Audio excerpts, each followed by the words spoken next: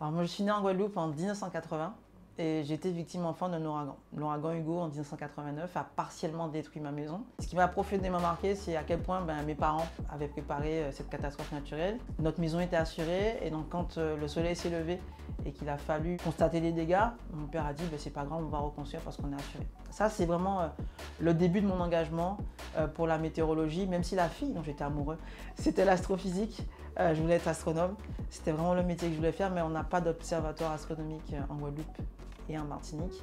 Donc j'ai choisi de devenir météorologue pour pouvoir revenir dans mon île et pouvoir apporter mes compétences pour travailler à la résidence de mon île. Je suis partie dans l'Hexagone en 2001 pour poursuivre des études d'ingénieur, d'apprenti ingénieur en météo. Il a fallu, après pas mal d'échecs, puisque l'entreprise où j'étais apprenti a fait faillite, que je me réoriente, que j'embrasse d'autres filières au ministère de l'écologie, sur du recueil et de l'analyse de données à Aix-en-Provence, où mes enfants sont nés. J'ai pu, grâce à ce parcours au sein du ministère, découvrir d'autres métiers. Et là, en 2010, malheureusement, Haïti est victime d'un séisme extrêmement meurtrier. Et je me suis rendu compte à quel point, en 2010, mes compétences scientifiques et techniques pouvaient aider à cartographier les dégâts, les routes, les passages à gué, les ponts qui s'étaient effondrés pour pouvoir aider les ONG sur place à faire leur métier sur un projet notamment qui s'appelait OpenStreetMap.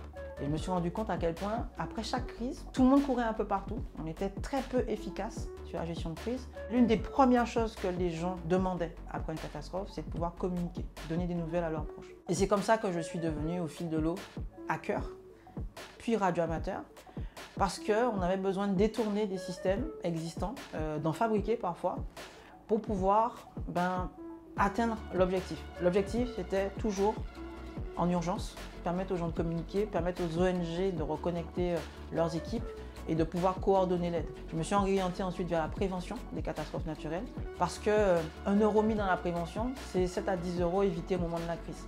Donc si on investit bien et si on travaille correctement ces phases de prévention, on a beaucoup moins de morts, on a beaucoup moins de dégâts et surtout, on rend autonome des populations sur les territoires en crise. Ça, c'est important.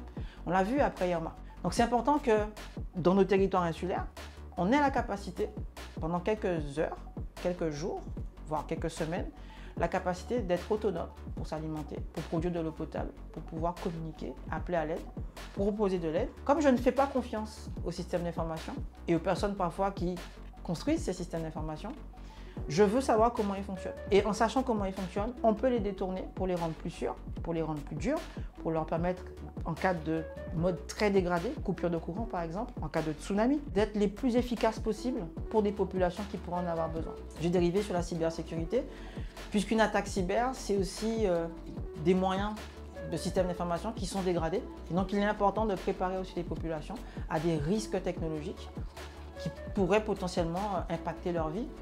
On a eu une interruption des systèmes d'appel d'urgence il y a quelques mois en France. On a eu plus d'une dizaine de morts, juste parce que les gens ne pouvaient pas appeler les secours.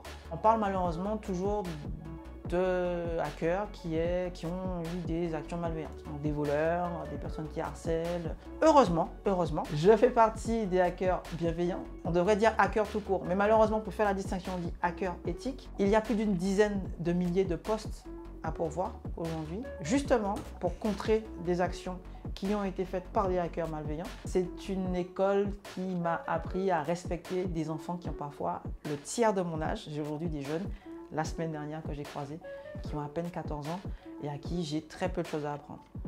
Je leur apprends une chose, les valeurs. Pourquoi on fait les choses? Pour qui? Dans quelle intention? À quel moment? L'histoire, la culture. Comprendre aussi qu'en tant que technicien, quand on est hacker, on est un technicien, on est parfois un scientifique. C'est important aussi de maîtriser des aspects légaux, de maîtriser des aspects historiques, de maîtriser des aspects culturels. Et c'est important que toutes ces disciplines, je travaille beaucoup avec des artistes aujourd'hui, puissent en fait permettre de créer une émotion qui permette de faire rêver.